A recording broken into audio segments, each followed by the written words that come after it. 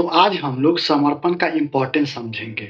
तो देखिए, जब महाभारत की स्टोरी देखेंगे, तो उसमें आप देखेंगे कि जब अर्जुन जो हैं, वो गुरु द्रोण से शिक्षा लेने जाते हैं, तो गुरु द्रोण जो हैं, तभी इस बात को डिसाइड कर पाते हैं कि अर्जुन को इस मतलब कि विश्व का सर्वश्रेष्ठ योद्धा बनाएँगे, जब वो देखते हैं कि अर्जुन का जो समर्पण है, वो गुरु द्रोण के प्रति बहुत ज़्यादा था।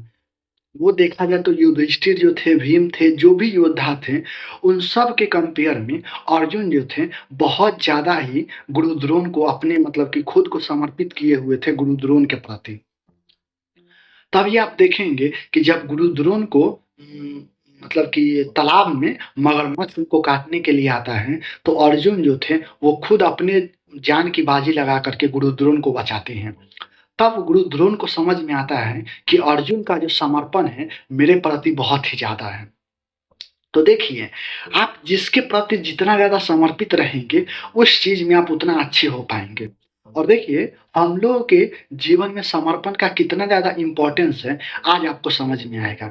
फिर आप देखेंगे, जब कृष्ण भगवान अर्जुन को ज्ञान देते हैं, गीता का ज्ञान, तो वो बताते हैं कि अगर समुद्र में मुट्ठी बना करके अगर हाथ को डालेंगे, तो समुद्र का थोड़ा भी जल हाथ में नहीं आएगा।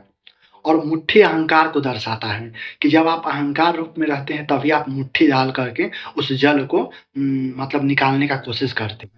वहीं जब हाथ की अंजनी बना करके मतलब कि हाथ को इस तरह से जब हम लोग समुद्र में डालते हैं, तो उस कंडीशन में हम लोग को क्या होता है, झुकना पड़ता है।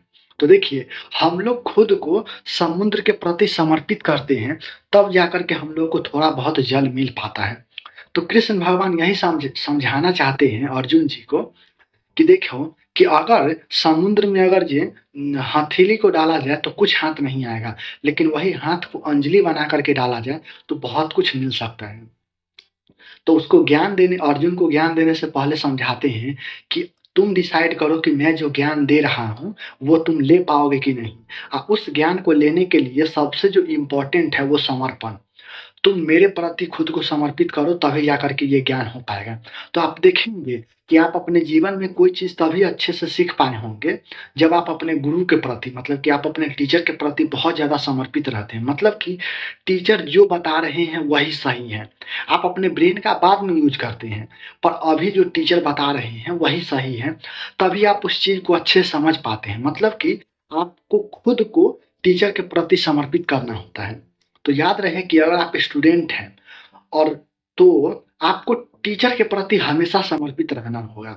आपको ऐसा समर्पित रहना होगा। देखिए, समर्पण एक ऐसा चीज़ है जो कि सामने वाला के साथ एक कनेक्शन को बिल्ड कर पाता है। तभी जा कर के आप जो है वो समर्पित हो पाते हैं, तो वो चीज़ अच्छे से वर्क कर पाता है। जैसे कि देखिए, आप एक स्टूडेंट हैं, आप टीचर की ओर समर्पित आप अपना पूरा जो समर्पण है वो टीचर की दो दे दिए हैं कि हाँ, मैं मतलब कि आपका सारा बात मानूँगा। मतलब कि आप अपनी जो अहंकार को है पूरी तरह से त्याग चुके हैं और आप टीचर के प्रति समर्पित हो चुके हैं। मतलब कि अब टीचर जो भी चीज़ें समझाएगा, अब आपको अब जो है ब्रेन अच्छे से एक्सेप्ट करेगा।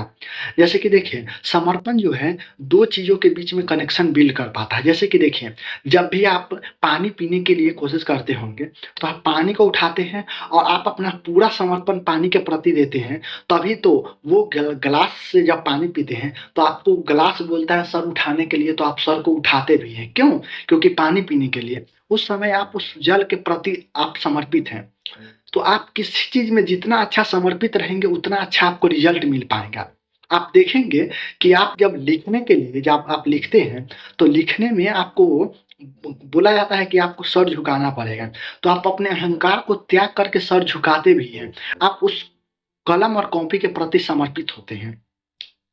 ठीक उसी तरह से आपको जिस भी काम को प्रति आपको काम में सक्सेस अचीव करना है, तो उसके प्रति आपको समर्पित होना पड़ेगा। आप देखते होंगे, जब आप बाल कटवाने जाते हैं या दाढ़ी बनवाने जाते हैं, तो आप उस नाई के प्रति पूरी तरह से समर्पित हो जाते हैं। आपको उस नाई के हिसाब से अपने हेड को इधर-उधर करना पड़ता है या ऊपर-नीचे करना पड़ता है। जैसे आपका नाई आपके सर को इधर-उधर घुमाता है, आपको उस डायरेक्शन में जाना पड़ता है। और ऐसा इसलिए होता है क्योंकि आप उस समय उस नाई के प्रति पूरी तरह से समर्पित रहते हैं। तभी जा कर के वो आपका अच्छा हेयर कट या आपका बियर्ड को सेट कर पाता है। तो देखिए, आप जो भी काम कर रहे हो, कोई भी काम हो, आप उस काम के प्रति जितना अच्छा समर्पित होंगे, आप उतना अच्छा ही रिज़ल्ट को दे पाएँगे। आप देखेंगे कि जो आदमी किसी अच्छे एग्ज़ाम की तैयारी करते हैं, तो वो पूरी तरह से अपने शरीर को, अपने तन, मन से पूरी को उस एग्ज़ाम के प्रति समर्पित हो जाते हैं। तभी जाकर के वो अच्छे से अच्छा रिज़ल्ट ला पाते हैं। तो इस बात को आप हमेशा याद रखें कि आप चाहे जो भी काम कर रहे हैं, समर्पण जो है बहुत ही इम्पोर्टेंट है और समर्पण के कारण आप अच्छा से अच्छा रिज़ल्ट ला सकते हैं। समर्पण का इतना ज़्यादा वैल्यू है। आप देखेंगे कि कोई भी लोग जब अपने लाइफ़ में डिसिप्लिन को फ़ॉलो करता है, तो वो उस डिसिप्लिन के प्रति वो मतलब कि समर्पित हो जाता है।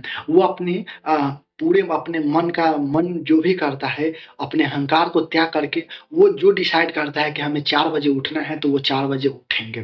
क्योंकि वो अपने कर्म के प्रति समर्पित हो चुके हैं और महान बनने के लिए समर्पण बहुत ज़रूरी है। आप जो भी काम कर रहे हैं, आप समर्पित होकर के कीजिएगा तो आप पूरे मन से काम को कीजिएगा।